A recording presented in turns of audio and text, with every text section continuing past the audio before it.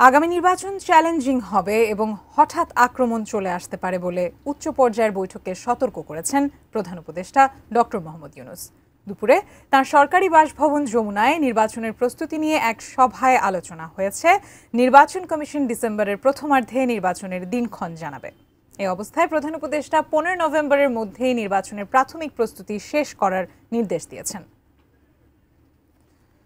নির্বাচনের প্রস্তুতি নিয়ে 2 ঘণ্টার বৈঠকে অন্তর্বর্তী সরকারের উপদেষ্টা, সেনা ও নৌবাহিনী প্রতিনিধি, আইনশৃঙ্খলা রক্ষাকারী বাহিনীর প্রতিনিধি, নির্বাচন কমিশন প্রতিনিধি সহ সংশ্লিষ্টরা ছিলেন। মাঠ প্রশাসনের কর্মকর্তাদের পদায়ন, আইনশৃঙ্খলা পরিস্থিতি, নির্বাচন সংশ্লিষ্ট ব্যক্তিদের প্রশিক্ষণ এবং সামাজিক যোগাযোগ মাধ্যমে ভুয়া তথ্য মোকাবেলার বিষয়ে আলোচনা হয় সভায়। চিফ অ্যাডভাইজার বলেছেন যে we have to hope for the best but prepare for the worst.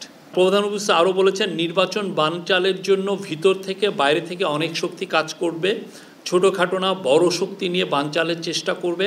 হঠাৎ করে আক্রমণ চলে আসতে পারে। এই নির্বাচন চ্যালেঞ্জিং হবে। যত ঝড় ঝঞ্ঝাই আসুক না কেন, আমাদের সেটা অতিক্রম করতে হবেই। বৈঠকের পর বিকেলে ফরেন সার্ভিস একাডেমিতে সংবাদ সম্মেলনে প্রধান উপদেষ্টার প্রেস সচিব শফিকুল আলম জানান, আক্রমণ বলতে কেবল শারীরিক আক্রমণ নয়, সাইবার অ্যাটাক বা অপতথ্যকেও বুঝিয়েছেন প্রধান উপদেষ্টা। পতিত স্বৈরাচার এবং তার দোসররা তারা তো অবশ্যই চাবে না যে দেশে একটা ফ্রি ফেয়ার ইলেকশন হোক। প্রেস সচিব জানান, গত 3 নির্বাচনে দায়িত্ব পালনকারী কাউকেই মাঠ প্রশাসনে, বিশেষ করে ডিসি, এডিসি, ইউএনও সহ নির্বাচনী দায়িত্বে পদায়ন করা হবে না বলে সিদ্ধান্ত হয়েছে। সবচেয়ে ফিট কর্মকর্তাকে সবচেয়ে ঝুঁকিপূর্ণ এলাকায় পদায়ন করা হবে, তবে নিজ জেলা বা শ্বশুরবাড়ির এলাকায় নয়। আত্মীয়স্বজন নির্বাচনে প্রতিদ্বন্দ্বিতা করছেন কিনা সেটিও দেখা হবে এই পদায়নের সময়। আগামী 1 নভেম্বর থেকে এগুলো শুরু হবে।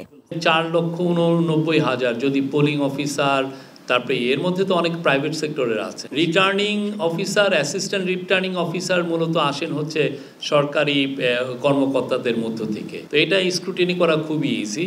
নির্বাচনে সেনা ও নৌবাহিনী 90,000-এর বেশি সদস্য মাঠে থাকবেন বলেও বৈঠকে জানানো হয়েছে। বৈঠকে আইনশৃঙ্খলা বাহিনীর সদস্যদের প্রশিক্ষণে জোর দিয়ে প্রধান উপদেষ্টা বলেছেন, এই সংক্রান্ত ভিডিও ও উপকরণগুলো 15 নভেম্বরের মধ্যে ইসির ওয়েবসাইট, টিভি বা বিটিভিতে যেন আসে। সংসদ টেলিভিশনকে নির্বাচন কমিশন নির্বাচন সম্পর্কিত যাবতীয় প্রচারে ব্যবহার করতে চেয়েছে। টানা তৃতীয়বার অর্জন করেছে দেশের সেরা সুপার ব্র্যান্ড স্বীকৃতি বসুন্ধরা টিস্যু। প্রাইমারি যে কাজগুলো আছে, যেগুলো একদম করতেই হবে, সেগুলো উনি চাচ্ছেন যে এটা খুব দ্রুত এটা শেষ হোক। 15 নভেম্বরের মধ্যে হলে এটা বেটার। আর কিছু কিছু কাজ তো আছে, যেমন ধরেন শিডিউল ঘোষণা করার পরে তো অনেক কাজ তখন আসবে, সেগুলো করতে হবে। নির্বাচনে ভুয়া তথ্য ও অপতথ্য মোকাবেলায় 2টি কমিটি করার কথা হয়েছে। ফেসবুকের সাথেও আমরা যাতে আরও গভীরভাবে নিবিড়ভাবে কথাবার্তা বলে যে আমাদের যে কনসার্নগুলো সেগুলো তাদেরকে জানাই, সে বিষয়েও জানানো হয়েছে। নির্বাচনের নির্দিষ্ট তারিখ নিয়ে কোনো আলোচনা হয়েছে কিনা এমন প্রশ্নের জবাবে প্রেস সচিব নির্বাচন কমিশনের বরাতে বলেছেন, ইসি ডিসেম্বরের প্রথম সপ্তাহে তারিখ জানাবে। ইলেকশনের ডেটটা ঘোষণা করবেন ইলেকশন কমিশন, এবং ওনারা এই বিষয়ে বলেছেন তো সম্ভবত ডিসেম্বরের ফার্স্ট উইকে ওনারা জানাবেন।